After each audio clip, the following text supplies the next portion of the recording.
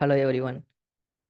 Geography optional previous year question paper டிஸ்கஷனில் இன்னைக்கு question number 4C 2023 கொஸ்டின்ல இருந்து டிஸ்கஸ் பண்ணுறோம்.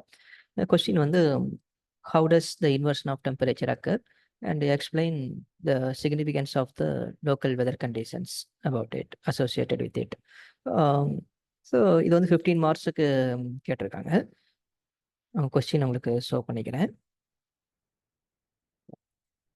இந்த கொஸ்டின் பார்த்தீங்கன்னா ஓரளவுக்கு கொஞ்சம் ஜிஎஸ் லெவலில் உள்ள கொஸ்டின்ஸ் தான். பட் நம்ம ஆப்ஷனல் ஆன்சர் அப்படிங்கிறனால கொஞ்சம் சில வேர்ட்ஸ் வேணால் யூஸ் பண்ணிக்கலாம். அதர்வைஸ் இது பார்த்தீங்கன்னா கம்ப்ளீட்டாகவே ஒரு ஜிஎஸ் லெவலில் உள்ள question. 15 marks it is. First 2 split இருக்குது இந்த கொஸ்டினில். இன்வர்ஷன் ஆஃப் டெம்பரேச்சர் எப்படி ஆகுது, அப்புறம் லோக்கல் வெதர் கண்டிஷன்ஸ் பற்றி எக்ஸ்பிளைன் பண்ணுறது. ஓகே, ஃபஸ்ட்டு ஒரு சின்ன இன்ட்ரோ என்ன கொடுத்துக்கலாம்னா, இன்வர்ஷன் ஆஃப் டெம்பரேச்சர்னா என்ன அப்படிங்கிறது ஸ்டார்ட் பண்ணிக்கலாம். ஓகே, அப்போது வெப்ப இழப்பு நார்மல் லேப்ஸ் ரேட் ஜென்ரலாகவே வந்து as altitude increases temperature decreases. உயரம் கூட கூட வெப்பநிலை குறையும், இது நமக்கு தெரியும். ஓகே, அப்போது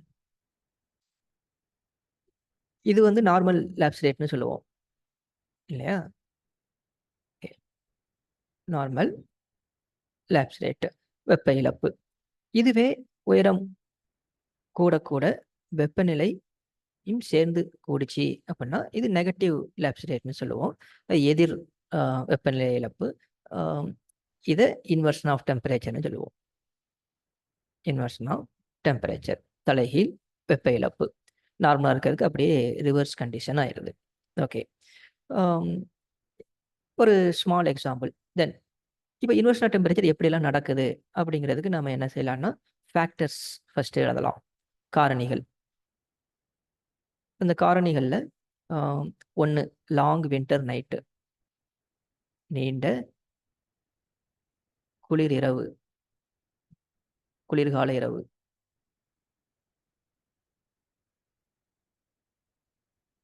நீண்ட குளிர்கால இரவு. 2வது கிளவுட்லெஸ் கிளியர் ஸ்கை,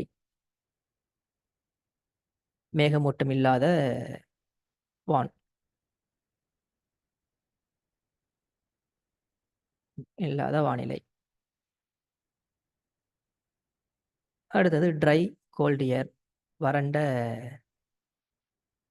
குளிர் காற்று வாயு.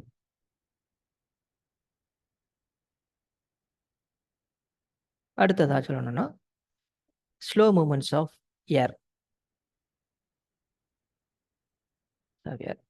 மெதுவாக நகரும் காற்று.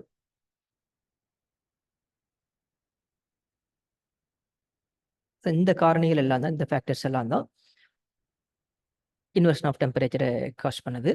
அப்போது நீண்ட குளிர்கால இரவு இருக்கிறப்போ என்ன ஆகும் அப்படின்னா, மேகமூட்டமும் இல்லாமல் இருக்குது அப்படின்னா டெரஸ்ட்ரியல் ரேடியேஷன் ரெஃப்ளெக்ட் ஆகி போகிற டெரஸ்ட்ரியல் ரேடியேஷன் எல்லாமே சீக்கிரம், இப்போ இது சர்ஃபேஸ் தரைப்பரப்பு, இங்கேருந்து ரீரேடியேட் ஆகிற நெட்டலை கதிர்கள் டெரஸ்ட்ரியல் ரேடியேஷன் சீக்கிரம் ரெஃப்ளெக்ட் ஆயிரும். க்ளவுட் இல்லாதனால ஸ்பேஸுக்கு எஸ்கேப் ஆயிரும். ஸோ லேண்ட் வந்து குயிக்காக கூல் ஆயிரும். So it quickly cool down. அப்படி குளிர்ந்து போகிறதுனால இந்த இடம் ரொம்ப ஒரு குளிர்ந்த தரைப்பகுதியாக இருக்கும்.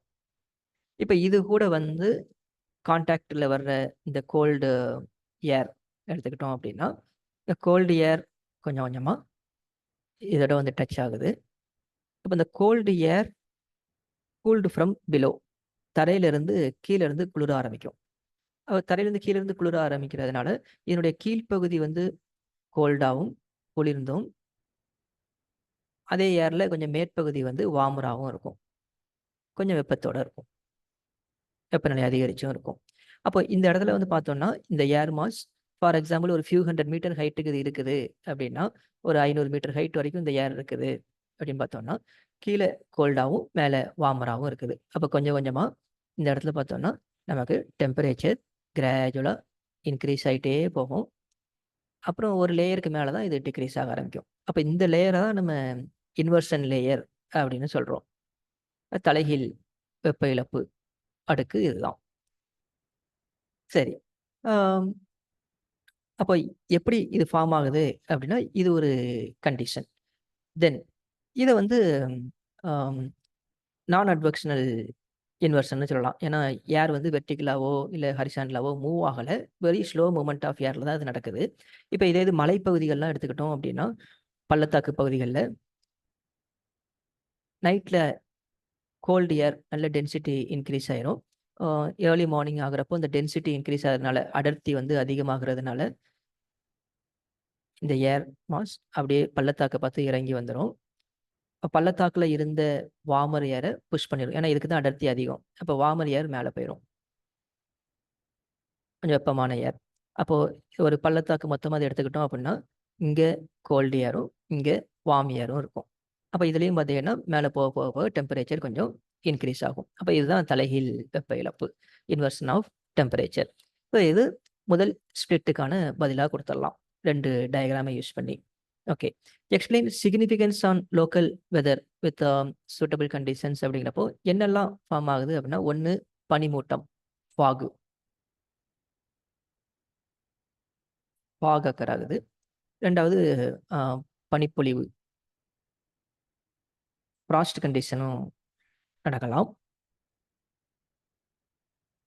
அடுத்து நிலைத்த வளிமண்டல நிலை. Atmospheric stability.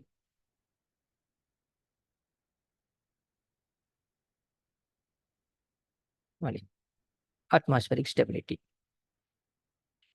ஓகே. இந்த 3 ஒரு முக்கியமான அ லோக்கல் வெதர் கண்டிஷன்னு நம்ம சொல்லலாம். ஆம் எனக்கு கொஞ்சம் மாய்ஸ்சர் கன்டென்ட் இருந்தது அப்படின்னா, சர்ஃபேஸ்ல இருந்து ஏர் கூல் ஆக ஆக ஆக இந்த இடங்கள் ஃபுல்லா அது ஃபாகு ஃபார்ம் ஆக ஆரம்பிக்கும். பனிமூட்டமா மாற ஆரம்பிக்கும். அந்த ஃபாகே வந்து கொஞ்சம் கண்டென்சேஷன் அதிகமாச்சு அப்படின்னா, அதிலிருந்து டியூஸ் ஃபார்ம் ஆக ஆரம்பிக்கும். பனித்துளிகள் ஃபார்ம் ஆக ஆரம்பிச்சிரும். ஸோ தாவரங்கள் ஃபுல்லா பார்த்தீங்கன்னா, அந்த பனித்துளிகள், புல்வெளிகள்லாம் இலைகள் இதில ஃபுல்லா பனித்துளிகளா இருக்கும். ஸோ இந்த கண்டிஷன் வானிலையில ஏற்படும்.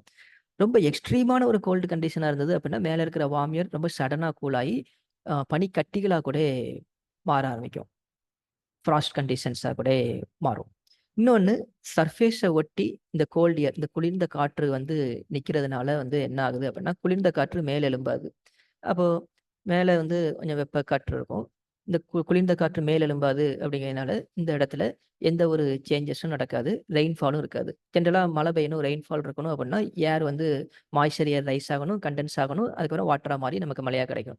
ஆனா குளிர்ந்த காற்று, இந்த கோல்ட் ஏர் சர்ஃபேஸ ஒட்டி இருக்கிறதுனால, இங்க எந்த ஒரு சேஞ்சஸ், மூவ்மெண்ட்டும் வந்து நடக்காது. ஸ்டெபிலிட்டி அந்த வழி அப்படியே நிலைத்த தன்மையிலேயே இருக்கும். Atmospheric stability. இதுதான் உங்களுக்கு இந்த 3 முக்கியமான local weather conditions associated with it. Okay. So அப்போ ஒரு 15 மார்க் கொஸ்டின்ஸா அத நம்ம பார்க்குறப்போ, ரொம்ப சிம்பிளா ஃபர்ஸ்ட்டு ஒரு டெஃபினிஷன் இன்வெர்ஷன் ஆஃப் டெம்பரேச்சர்னா என்ன? அப்புறம் அதனுடைய ஃபேக்டர்ஸ சொல்லி, அந்த ஃபேக்டர்ஸ் எக்ஸ்ப்ளைன் பண்றது மூலமா ஹவ் டஸ் இட் அக்கர் அப்படிங்கிறத சொல்லிறலாம். தென் சிக்னிஃபிகன்ஸ் ஆன் லோக்கல் வெதருக்கு ஒரு 3 எக்ஸாம்பிள் சொல்றோம். இவ்வளோதான். முடிஞ்ச அளவுக்கு அ நம்ம வந்து டயகிராம் மூலமா எக்ஸ்ப்ளைன் பண்றது பெட்டர். ஸோ அதனால தான் நான் ஆன்ஸர்லயும் வந்து உங்களுக்கு பிபிடி எல்லாம் யூஸ் பண்ணாம, நான் உங்களுக்கு வரைஞ்சே எக்ஸ்ப்ளைன் பண்றேன். ஏன்னா ஆன்ஸர் ஷீட்ல நம்ம அதத்தான் செய்ய வேண்டியிருக்கும். ஓகே. ஸோ ஒரு 15 மார்க் கொஸ்டினுக்கு இவ்வளோ தான் பிரசன்டேஷன். ஜியோகிராஃபில ஸ்கோர் பண்றது ஒரு விஷயமே இல்ல. ரொம்ப சிம்பிளா பண்ணலாம். ஓகே. ஸோ இத ஜிஎஸ் லெவல் அப்படின்னு பார்த்தோம்னா, ஜஸ்ட் எந்த ஒரு டெக்னிக்கல் டெர்ம்ஸும் யூஸ் பண்ணாம பண்ணுவோம். இங்க நம்ம சில டெக்னிக்கல் டெர்ம்ஸ யூஸ் பண்ணலாம். For example lab state, try adiabatic lab state, wet adiabatic lab state இந்த டெர்ம்ஸ் யூஸ் பண்ணலாம். அட்வெர்ஷனல் இன்வெர்ஷன், நான் அட்வெர்ஷனல் இன்வெர்ஷன், மெக்கானிக்கல் இன்வெர்ஷன் இந்த மாதிரியான டெர்ம்ஸையும் நம்ம உள்ள யூஸ் பண்ணலாம். ஓகே. ஸோ ஜியோகிராஃபில நம்ம ஈஸியாவே நம்மளால ஸ்கோர் பண்ண முடியும். ஓகே. Thank you all.